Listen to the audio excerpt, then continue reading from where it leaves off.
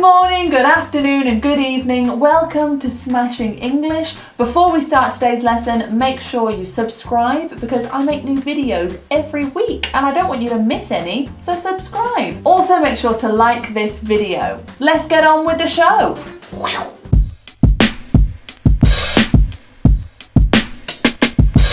I know, you want to speak English like a native.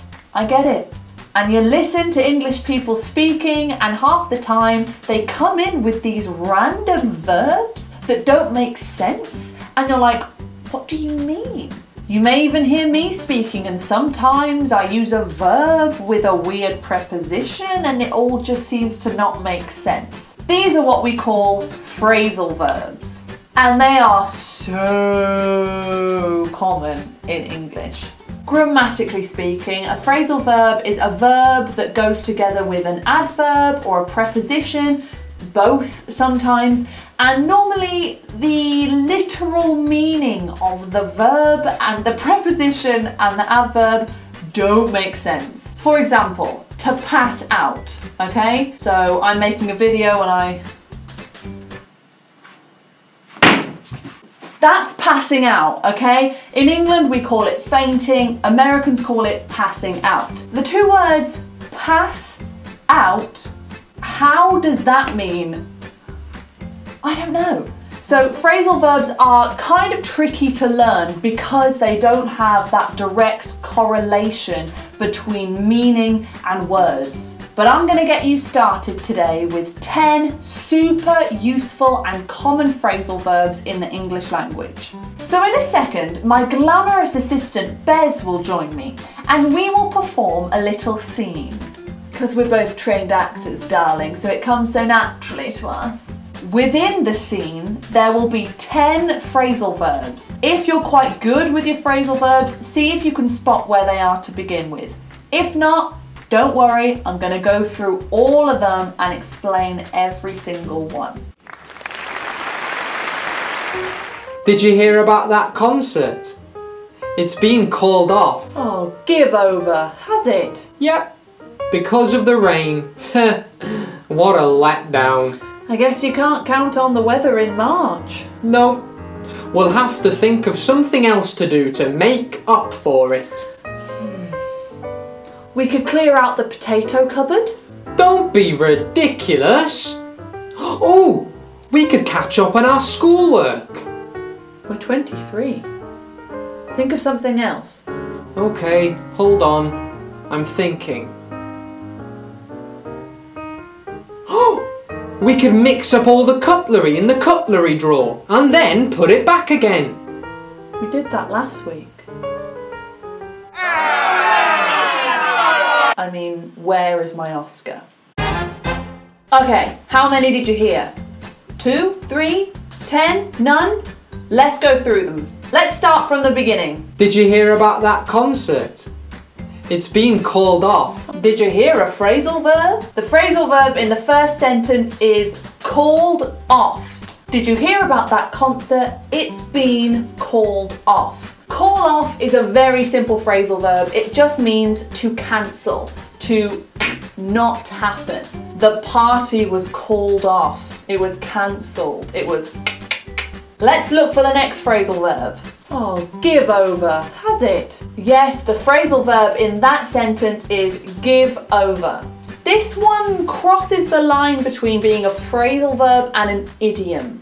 It's very common in British English and it's used to describe disbelief or stop that, you're lying, no way, give over. It's what you would say to someone if they said something that shocked you or if they were saying things that seemed ridiculous or crazy. Give over, stop that, you must be lying.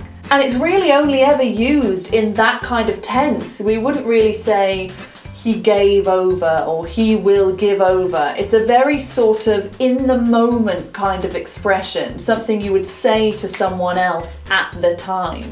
There you go, you've learnt 2 phrasal verbs already. Let's learn a third. Yep, because of the rain. What a letdown. What do you think the phrasal verb is there? Correct, let down. What a letdown. To let down is just to disappoint. In the way it was used in the example, what a letdown, it's used in more of a noun kind of sense. The event being cancelled is a letdown. It's a disappointment. However, we can also use it in much more of a verb kind of sense. For example, I let you down. You let me down. He let me down. All that is she disappointed him. I disappointed you. You disappointed me. That's all I'm saying, just in a more casual way. Okay, let's go on to the next one. I guess you can't count on the weather in March. And I'm sure you've spotted it. The phrasal verb in that sentence is count on.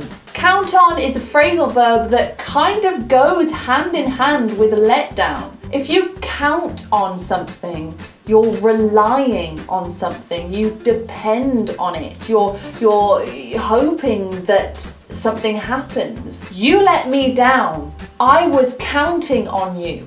I was relying on you. I was hopeful for you. I was depending on you. But you let me down. So you count on someone, you think they're great, you hope that they will support you and be there for you. If they let you down, not good stuff. Okay, next one we have... We'll have to think of something else to do to make up for it. Make up. We'll have to do something else to make up for it. The phrasal verb in that sentence is to make up.